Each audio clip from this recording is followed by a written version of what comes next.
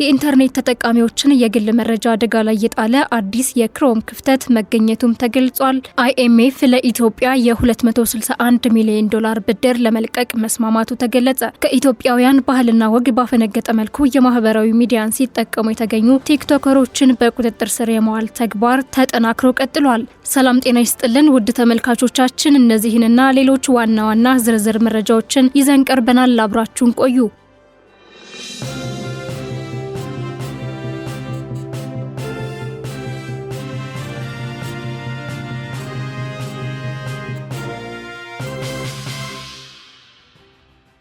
በየዕለቱ ትኩስና ታማኝ መረጃዎች እንዲደርሷችሁ ቪዲዮውን ላይክ እና ሼር እንዲሁም ሞገር ቲቪን ሰብስክራይብ በማድረግ ይጀምሩ።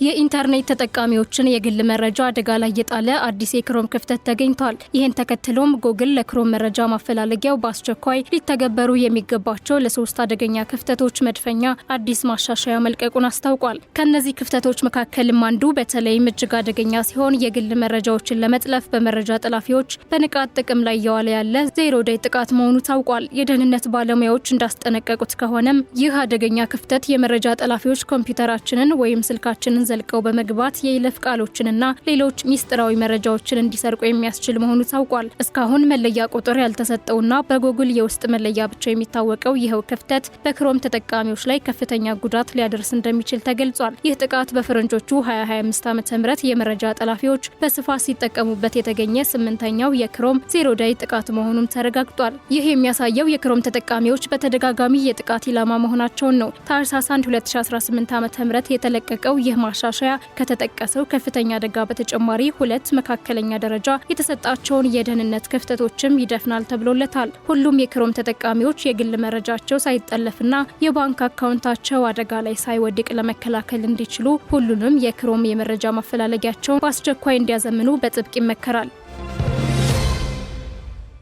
አርቲስት ብጻት ተስፋዬ ባደረባት ህመም ምክንያት በሕክምና ስትረዳ ቆይታ ትናንት ሐሙስ ታህሳስ 2 ቀን 2018 ዓ.ም ከዚህ ዓለም በሞት ተለይታለች። አርቲስቷ በሕክምና ክትትል ላይ ያለች ህልፈተ ህይወቷ የተሰማ ሲሆን የቀብር ስነ ስርዓቷን በዛሬው ዕለት ይፈጸማል። በዚህም መሰረት አርቲስት ብጻት ተስፋዬ በተወለደችበት ባደገችበትና በሰንበት ትምህርት ቤት ስታገለግልበት በነበረው በሰበታ መካነ ሰላም ቅዱስ ገብርኤል ቤተክርስቲያን ዛሬ አርብ ታህሳስ 3 ቀን 2018 ዓ.ም ከቀኑ 9 ሰዓት ላይ የቀብር ስነ ስርዓቷ ከናወን ቤተሰቦቿ ገልጸዋል። ለአርቲስቷ ቤተሰቦች፣ ወዳጅ ዘመዶችና አድናቂዎችም መጽናናትን እንመኛለን።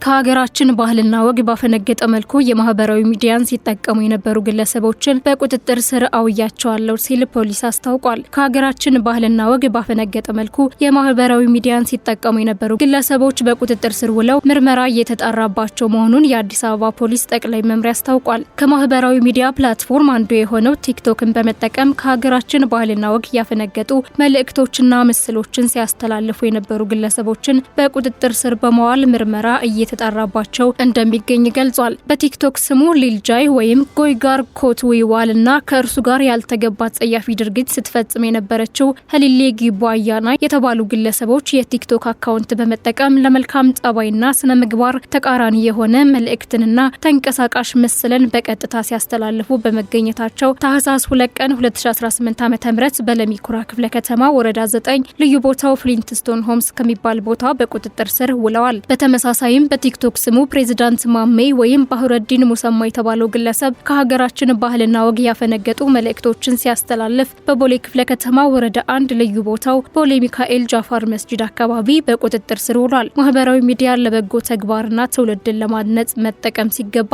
ትውልድን ወደ አላስፈላጊ ድርጊት እንዲገባ የሚያስተምሩና የሚገፋፉ መሰል እኩይ ተግባራትን በሚፈጽሙ ግለሰቦችና ቡድኖች ላይ የሚወሰደው ህጋዊ እርምጃ ተጠናክሮ እንደሚቀጥል የአዲስ አበባ ፖሊስ ጠቅላይ መምሪያ አስታውቋል። በተያያዘ ዜናም ናፒ የተሰኘው የቲክቶከር አዶናይ ካሜራማን በቁጥጥር ስር መዋሉ ተገልጿል። የ2018 የቲክቶክ አዋርድ አሸናፊ የነበረው አዶናይ ከሱ ጋር አብሮት የማይጠፋው ካሜራማኑ ናፒ በፖሊስ ቁጥጥር ስር መዋሉ ታውቋል። ናፒ በቁጥጥር ስር የዋለው አሁን በፌዴራልና በከተማ ፖሊሶች እየተካሄደ ባለው የባህልና ስነ ምግባር ማስጠበቅ ዘመቻ ምክንያት ነው። በቲክቶክ ገጽ ላይ ከባህልና ሀገራዊ ስነ ምግባር ውጪ የሆኑ ይዘቶችን ማቅረብና አግባብ ያልሆኑ አለባበሶችን ለብሶ ከመገኘት ጋር በተያያዘ በማህበራዊ ሚዲያ ላይ እየተካሄደ ያለው የህግ ማስከበር ዘመቻ ምን ያህል ጥብቅ እንደሆነ የሚያሳይ ነው። የባህልና ስነ ምግባር ማስጠበቅ ዘመቻ ከህግ ውጪ የሆኑና ባህልን ይጻረራሉ የተባሉ ይዘቶችን በሚያቀርቡ አካላት ላይ የሚያነጣጠረ ነው። ይህ ዘመቻም ቀጣይነት እንዳለው ተገልጿል።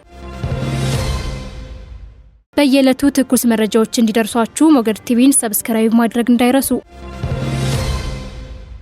ዓለም አቀፉ የገንዘብ ተቋም ወይም IMF ለኢትዮጵያ የ261 ሚሊዮን ዶላር ብድር ለመልቀቅ ተስማማ። የገንዘብ ተቋሙና የኢትዮጵያ አመራሮች የ4 ዓመቱን የ3.4 ቢሊዮን ዶላር የተራዘመ የብድር ማዕቀፍ በተመለከተ አራተኛ ግምገማ አድርገው ስምምነት ላይ ደርሰዋል። በአመራሮች ደረጃ የተደረሰውን ስምምነት ተከትሎም ኢትዮጵያ ከተቋሙ የ261 ሚሊዮን ዶላር ብድር ይለቀቅላታል ተብሎ ይጠበቃል። በሐምሌ ወር 2016 ዓ.ም ስምምነቱ ከተጀመረ በኋላ ጥሩ የማክሮ ኢኮኖሚክ ውጤቶች እየታዩ ነው ያለው ተቋሙ ከፈረንጆቹ 2024 አጋማሽ ጀምሮ በወርቅ በኤሌክትሪክና ግብርና ምርቶች የታገዘ ፈጣን እድገት እየተመዘገበ ነው ብሏል። IMF የዋጋ ንረት ቀንሷል፣ የመንግስት ገቢም ጨምሯል፣ ለውጭ የሚቀርበው ምርትም አድጓል ብሏል። ጠንካራ የገንዘብ ፖሊሲ የዋጋ መረጋጋትን ለማምጣት ቁልፍ ነው ያለው የገንዘብ ተቋሙ የውጭ ምንዛሬ ገበያው ላይ ውድድርና አገልግሎቱን ለማሻሻል ቀሪ ስራዎች ያስፈልጋል ብሏል። የገንዘብ ተቋሙ የ261 ሚሊዮን ዶላር ብድር የሚለቀቀው የተቋሙ ቦርድ ሲያጸድቀው ሲሆን ብድሩ በቦርዱ ጸድቆ ሲለቀቅ በዚህ የብድር ማዕቀፍ ስር ለኢትዮጵያ እስካሁን የተሰጣትን ብድርም 2.134 ቢሊዮን ዶላር ያደርሰዋል።